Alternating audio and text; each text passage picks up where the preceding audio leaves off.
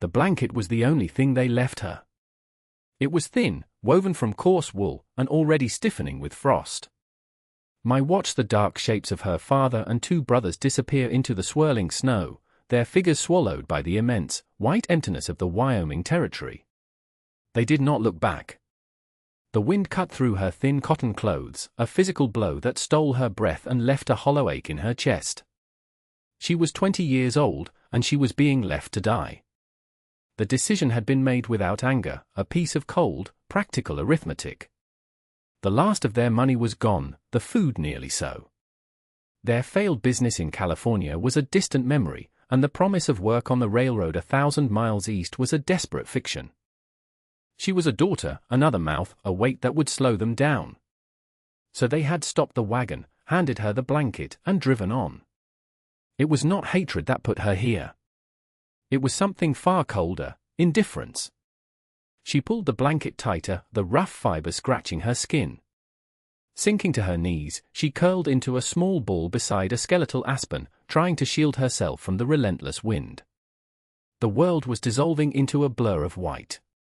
There was no sound but the howl of the blizzard, a lonely, mournful cry that seemed to be coming from inside her own soul. Her thoughts grew slow and heavy, her limbs numb. This, she thought with a strange, detached calm, was the end. But as her eyes began to drift shut, a new shape emerged from the storm. It was dark and solid, a horse and rider moving with a grim purpose that seemed to defy the weather itself. The horse stopped a few feet away, its breath pluming in the frigid air. The rider was a man, broad-shouldered and covered in a snow-caked canvas coat. He dismounted, his movements deliberate and economical. He did not speak. He simply knelt, his face obscured by a low-brimmed hat, and wrapped her in a heavy, foul-smelling buffalo hide he pulled from his saddle. He lifted her as if she weighed nothing. The last thing she remembered was the surprising warmth of the hide and the steady rhythm of the horse's gait carrying her away from the place she was meant to die. She woke to the smell of wood smoke and simmering beef. She was lying on a simple cot in a small, one-room cabin. A fire crackled in a stone hearth, casting flickering shadows on the rough-hewn log walls. The man sat at a small table, cleaning a piece of tack with methodical slowness. He was older than she'd thought, perhaps in his late 30s, with a weathered face and hands that were chapped and calloused. He looked up when she stirred, his eyes a pale, flat grey. "You're awake," he said. His voice was gravelly, unused. "There's stew." He ladled a thick, savoury stew into a wooden bowl and placed it on a crate beside her cot. He moved back to his table without another word, leaving her to the privacy of her meal. The stew was hot and rich, and it sent a wave of life through her that was almost painful. She ate slowly, her frozen hands fumbling with the spoon. For 3 days, a silent routine settled between them. He tended to her frost-bitten fingers and toes with a rough gentleness, applying a salve that smelled of pine. He kept the fire roaring and the stew pot full. He never asked her name, where she came from, or why she was alone in a blizzard. And she, in turn, did not ask his.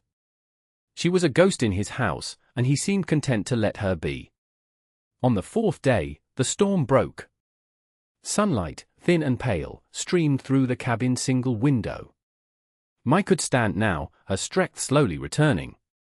She watched him from the doorway as he shoveled a path to the small, snow-laden barn. He worked with a relentless, solitary energy that spoke of long practice. When he came back inside, stamping the snow from his boots, he finally broke the silence that had defined their cohabitation. "The trail to Jericho will be passable by tomorrow," he said, not looking at her. "I can take you to town. The circuit preacher might find a place for you." Mai's heart sank. A place. A charity case, another mouth for a poor church to feed until she could be passed along to some other unfortunate fate. She had been given a brief reprieve, but she was still just as lost. "I have no money," she said, her voice a quiet rasp. He finally turned to face her, his grey eyes assessing her. He seemed to be weighing a thought of great and terrible size. "I know," he said. "But I have a proposition. It's not a kind one, but it is a practical one." He paused, and the silence in the cabin felt heavier than the snow on the roof. My name is Arthur Bishop. This homestead is mine, or it will be, if I can prove it up. The law requires a man to improve the land. It also looks favorably on a man with a family. He let the words hang in the air. I stared at him, uncomprehending. There's a man, name of Sterling, Arthur continued, his voice low and flat. He wants this valley. He's been trying to run me off since I filed the claim. He uses the law when it suits him. He says a lone man can't hold 160 acres through a Wyoming winter. He might be right. He took a breath, and for the first time, she saw a flicker of something other than grim endurance in his face. It was desperation.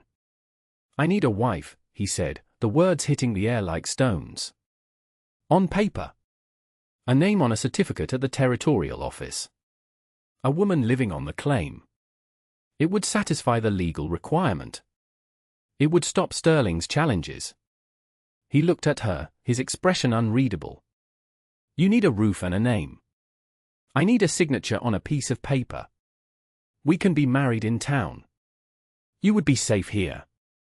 You would have food, a warm place to sleep.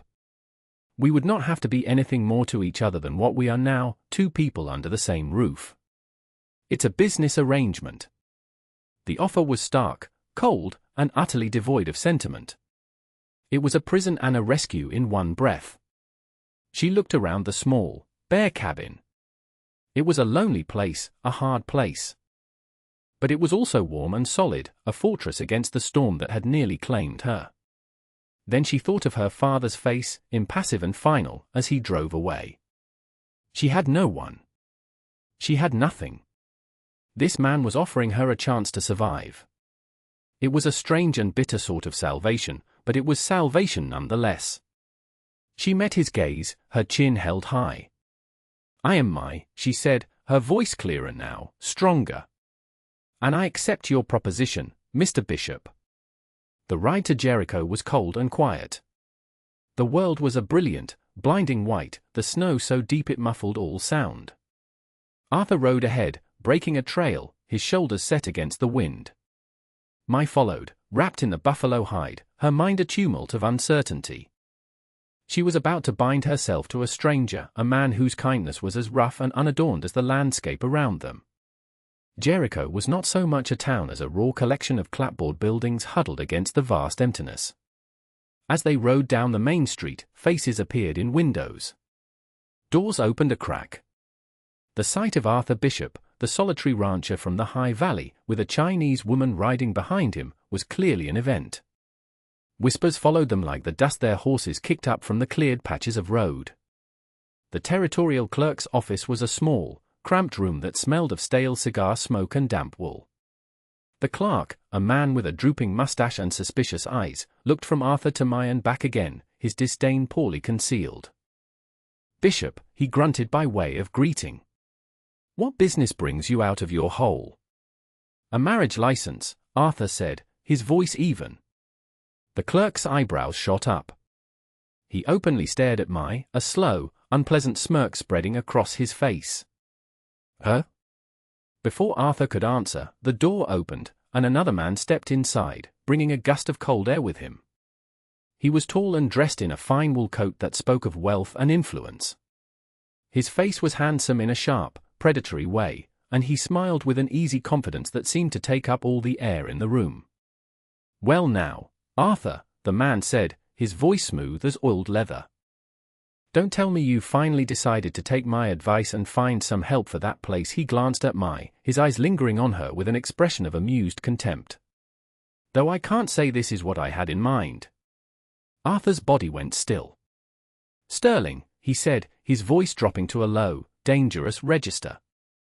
This is my business. Everything that happens in this valley is my business, Sterling replied, his smile never wavering.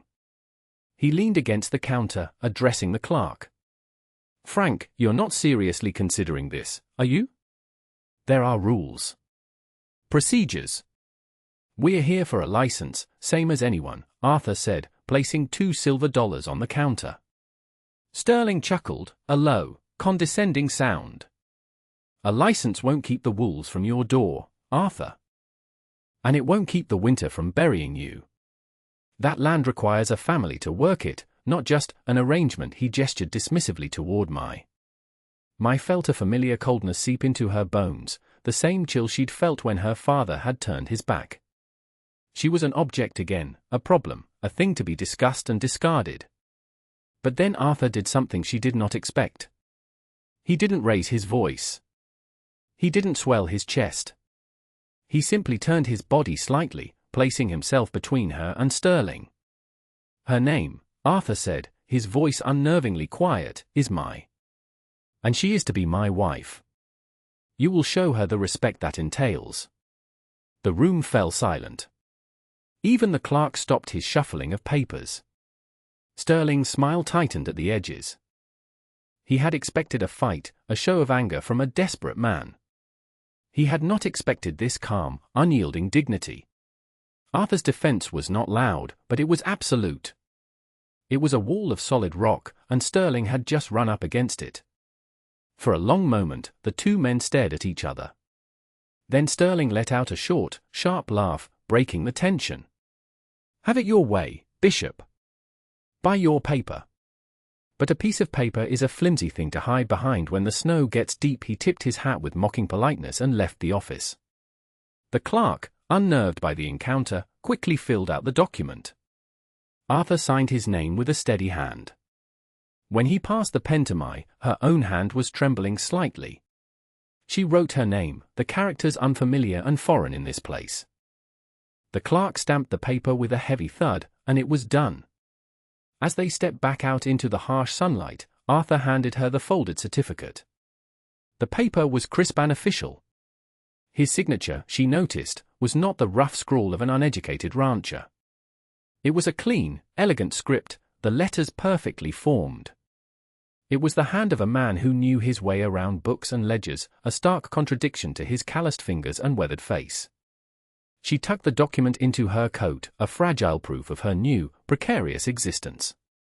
She did not yet know that the elegant signature was not the only secret Arthur Bishop was keeping.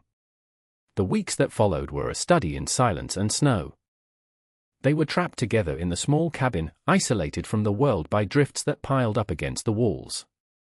They developed a rhythm born of necessity, a silent partnership in the daily war against the cold. Mai took over the cooking and mending, stretching their meager supplies with a skill born from a lifetime of making do with little.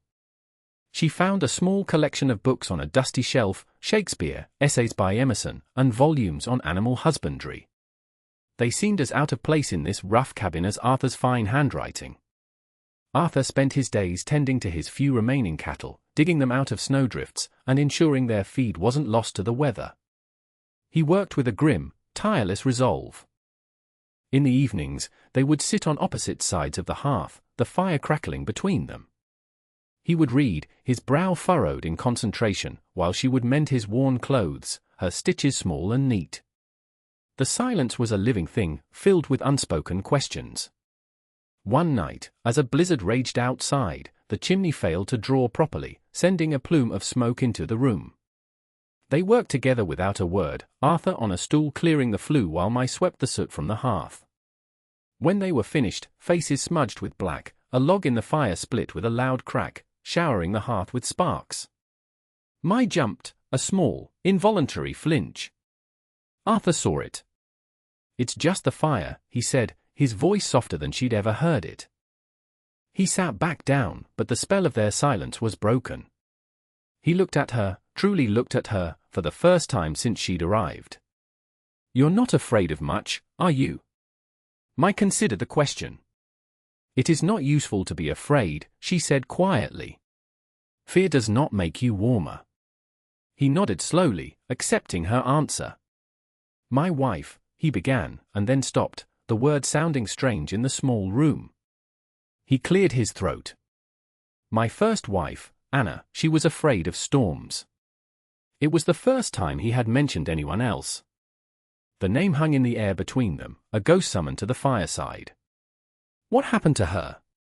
Mai asked, her voice gentle.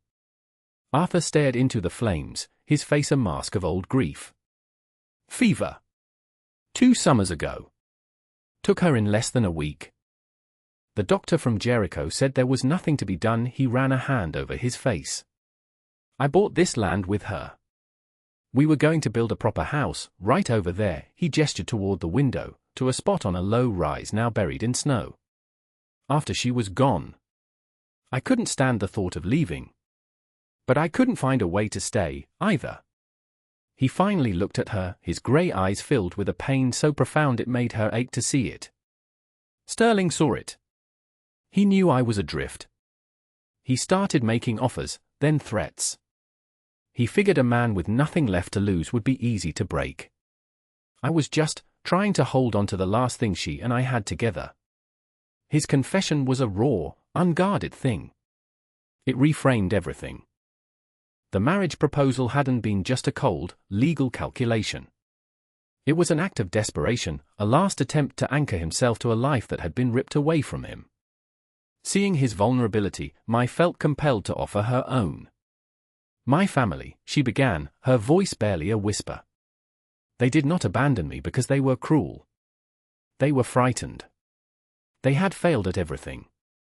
In their minds, they were already ghosts, and I was just one more part of a life that was already over. She looked down at her hands. They did not hate me. They simply could not afford to love me anymore.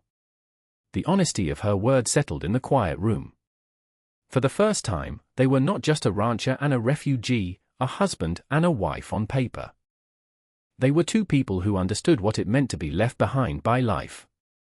A sharp, frantic barking from outside shattered the moment. Arthur was on his feet instantly, his expression hardening. He grabbed the rifle that rested against the wall. "Wolves," he said, his voice tight. "They've been getting bolder." He pulled on his coat and boots, his movement swift and sure. "Bar the door behind me. Don't open it for anything." He slipped out into the raging storm. Mai slid the heavy wooden bar across the door, her heart pounding. The howling of the pack was closer now, a terrifying chorus of hunger and wildness. She could hear the panicked bellows of the cattle in the barn. She was supposed to wait, to hide. That was the bargain. But listening to the sounds of the fight outside, the sharp crack of the rifle, the snarling of the wolves, the desperate sounds from the livestock, she found she could not. She was not the girl who knelt in the snow, waiting to die. Not anymore. Her eye scanned the small cabin. There was no other weapon. But her gaze fell upon the heavy, cast-iron skillet resting by the hearth. It was solid, heavy. She grabbed it, the weight of it familiar and reassuring in her hand. Then she lit a second lantern. Holding the skillet in one hand and the bright lantern in the other, she stood by the door, her knuckles white. She did not know what she could do, but she would not simply cower by the fire while the man who had saved her life fought alone in the dark. An hour passed, an eternity of listening to the sounds of the battle fade into the howl of the wind. Finally, she heard heavy footsteps on the porch, then a loud knock. "Mai. It's me." She slid the bar back. Arthur stumbled in, covered in snow and breathing hard. There was a dark gash on his forearm where a wolf had gotten too close. He leaned against the door frame, exhausted. His eyes fell on her, standing there with the skillet held like a shield and the lantern held high, her face resolute in the flickering light. He stared, and the look in his eyes changed. The weary protector, the grieving widower, that man was gone. In his place was a man looking at his equal. He had gone out to fight for his home, and he had returned to find that he was no longer defending it alone. By the time the thaw came, the world had changed. The high valley bloomed with improbable color, the snow melting away to reveal rich, dark earth. With the arrival of spring, a new rhythm took hold at the Bishop homestead, one of collaboration and shared purpose. Mai, using skills she'd learned in her family's small garden in California, tilled a patch of ground near the cabin. Soon, neat rows of hardy greens and root vegetables pushed through the soil. The garden provided not just food for their own table, but a small surplus they could trade in Jericho for flour and salt. Arthur, for his part, seemed to have found a new well of energy. With Mai managing their supplies and keeping a careful ledger, he was able to make a deal with a passing freighter for a dozen head of cattle, the beginnings of a new herd. He no longer moved like a man simply enduring his days. He moved with the purpose of a man building a future. Their silent partnership had blossomed into a quiet friendship. They spoke more now, sharing stories of their pasts not as confessions of grief, but as simple facts of who they were. He taught her the names of the constellations in the vast Wyoming sky. She showed him how to braid a rope strong enough to pull a calf from a mud-bogged creek. The people in Jericho noticed the change. When Arthur and I rode to town for supplies, the whispers that followed them were different now. There was less suspicion and more grudging respect. They saw the new stock in Arthur's corral, the healthy look of his horses, the quiet confidence with which I bartered for her supplies. They saw two people who were not just surviving, but thriving. Sterling saw it, too. He tried one last time to challenge Arthur's claim at the land office, arguing that the improvements weren't substantial enough. But this time, he was not met with silence. Two other small ranchers, men who had seen Arthur and Mai's relentless work ethic, spoke up. They testified to the new fencing, the thriving garden, the growing herd. Sterling, faced with a community that was no longer indifferent to Arthur's fate, was forced to withdraw his challenge, his face tight with fury. His power had been built on the assumption that people were isolated and weak. Arthur and Mai had proven him wrong. One warm evening in early summer, Arthur was mending a fence at the edge of the property. Mai walked out to him, carrying a dipper of cool water. He took it from her, his calloused fingers brushing against hers. It was a simple, easy gesture, one that had become as natural to them as breathing. He drank deeply, then handed the dipper back. He looked out at the land, green and full of life. His gaze fell on the shawl Mai wore. It was the same coarse, thin blanket her family had left her with, now washed clean and patched with her neat stitches. The sight of it no longer brought a chill. It was a reminder of how far they had both come. He looked at her strong, capable hands and the quiet strength in her eyes. "The winter is over," he said, the words meaning more than just the change of seasons. Mai followed his gaze across the valley, to the spot on the rise where he had once dreamed of building a house. It no longer looked like a place of ghosts. It looked like a place of promise. She smiled, a small, genuine smile that reached her eyes. "Yes," she said. "It is."